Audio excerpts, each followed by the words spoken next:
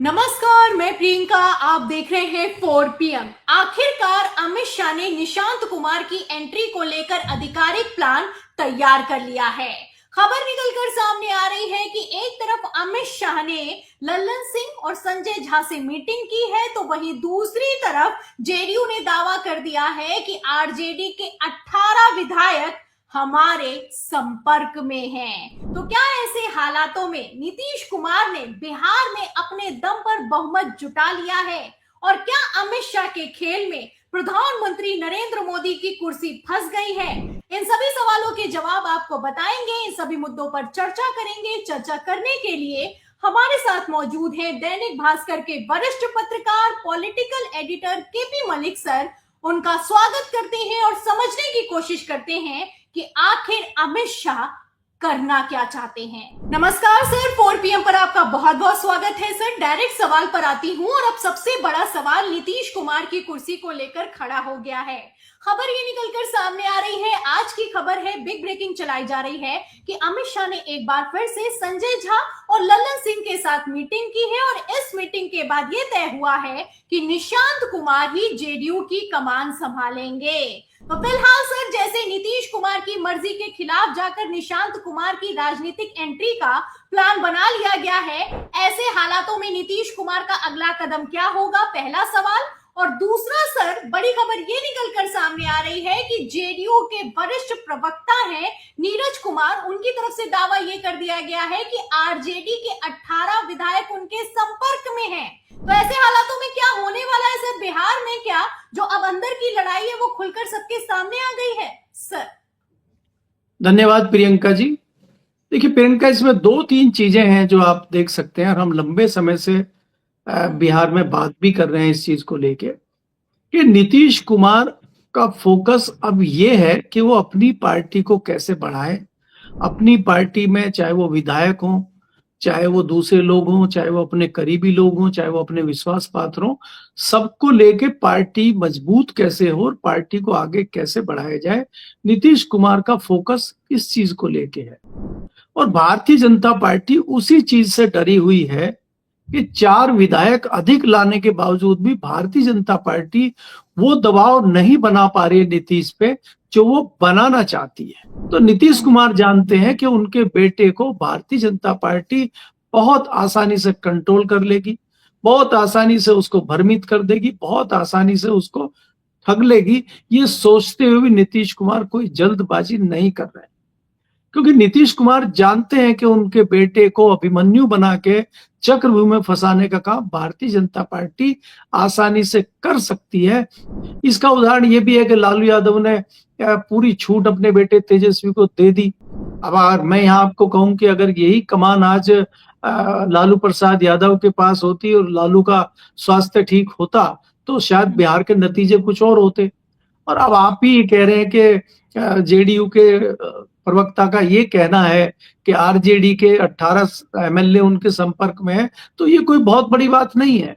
बिल्कुल सर, और जैसी खबरें निकलकर सामने आ रही हैं, सवाल मैं आपसे ये करना चाहूंगी, 18 विधायक अगर पहुंच गए नीतीश कुमार के पास, 85 उनके पास मौजूद हैं, दावा ये भी किया जा रहा है कि एआईएमआईएम के 5 विधायकों के साथ मीटिंग करके नीतीश कुमार ने बीजेपी आला कमान को मैसेज क्लियर कर दिया है। तो फिलहाल सर, खबरें ये निकलकर सामने आ रही हैं कि खरमास के बाद एक बार फिर से नीतीश कुमार बड़ा खेला करने की तैयारी में है और इस बार पलटी मारने से बड़ा खेला होने वाला है। क्या नीतीश कुमार बिहार की विधानसभा में नंबर 1 पार्टी की जगह अपना बहुमत जुटाने में लगे हुए हैं? क्या लगता है सर आपको? 18 विधायक बहुत बड़ा नंबर है। अगर आरजेडी ने पीछे से भी सपोर्ट कर दिया तो जेडीयू नंबर 1 की जगह बहुमत जुटा सकती है सर। नहीं, देखिए प्रियंका, अगर आप देखें अभी भी नीतीश कुमार के पास जो कुशवाहा की पार्टी है उसका भी सपोर्ट है, इसीलिए उन्होंने उसके बेटे को किसी भी सदन का सदस्य ना होने के बावजूद मंत्री बनाया है।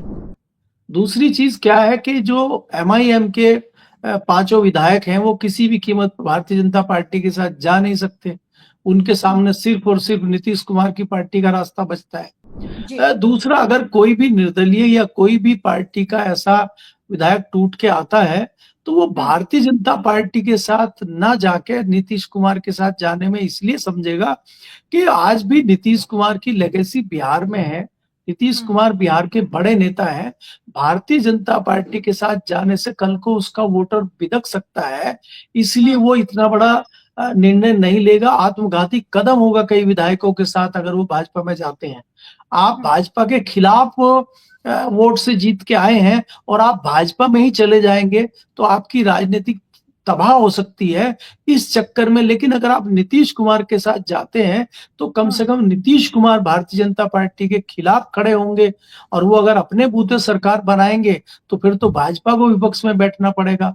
तो इन परिस्थितियों में बड़ी तादाद में आरजेडी से भी विधायक आते हैं तो मुझे कोई आश्चर्य नहीं होगा। और यही कारण है कि नीतीश कुमार अपनी पार्टी को मजबूत करना चाहते हैं। उनकी लड़ाई आज आरजेडी के साथ नहीं है, आज नीतीश कुमार की इंटरनल और आउट में अगर देखेंगे लड़ाई, दो तरह की लड़ाई नीतीश कुमार की भारतीय जनता पार्टी से चल रही है।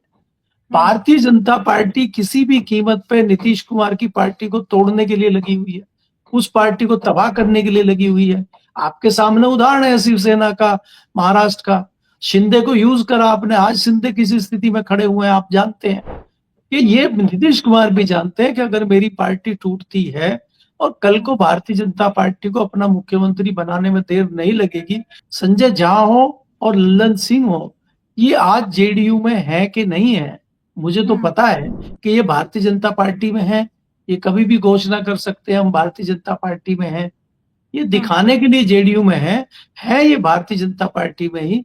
ये बिहार का भी बच्चा जानता है और दिल्ली के राजनीतिक लोग, विचलित लोग सब जानते हैं कि संजय झा और लल्लन सिंह भाजपा में जा चुके हैं।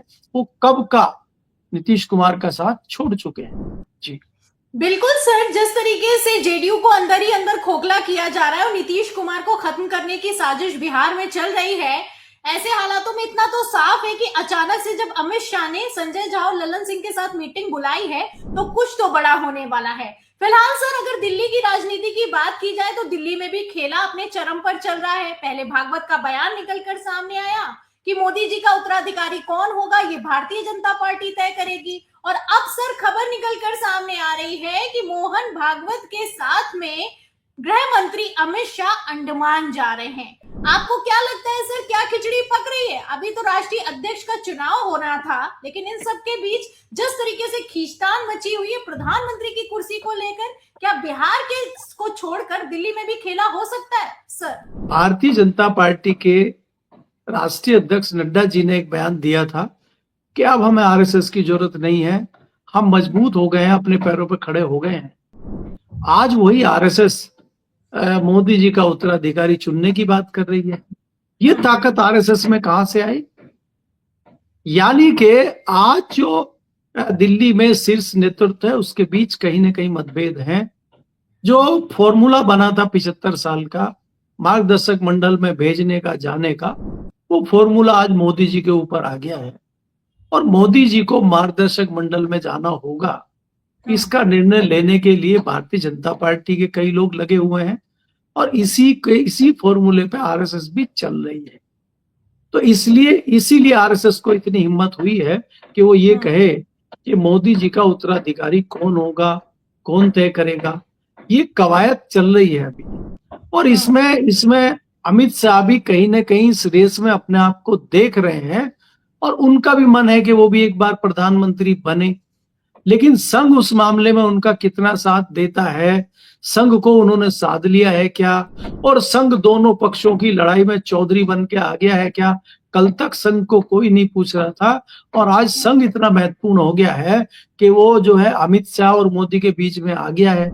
तो इसका मतलब ये है कि संघ भी कहीं ना कहीं एक आपदा में अवसर ढूंढ रहा है और उसको लग गया है कि मेरे दिन अच्छे आने वाले हैं। अब इस अवसर को कैसे भुनाता है संघ, कैसे अपने आप को मजबूत करने के लिए भारतीय जनता पार्टी में किस लेवल की दखल अंदाजी करता है, ये आने वाले समय में आपको दिख जाएगा।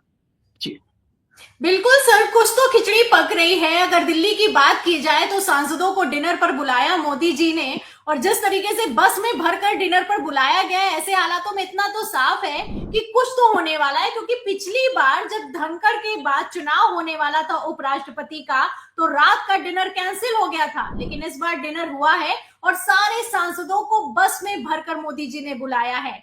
एक तरफ भागवत बोले हैं, दूसरी तरफ राष्ट्रीय अध्यक्ष तो छोड़िए, पीएम मोदी की कुर्सी को लेकर भी खींचतान मची है। वहीं बिहार में भी अलग ही खिचड़ी पक रही है। फिलहाल सर, सारे सवालों के जवाब आपने हमें दिए, हमें समय दिया, बहुत बहुत धन्यवाद आपका, बहुत बहुत शुक्रिया आपका। तो सुना आपने, ये थे हमारे साथ दैनिक भास्कर के वरिष्ठ पत्रकार, political editor KP Malik sir. उन्होंने हमारे चैनल से बातचीत के दौरान बड़ा खुलासा किया है कि बिहार में तो खेला चल ही रहा है, लेकिन दिल्ली में भी कुछ बड़ा होने वाला है।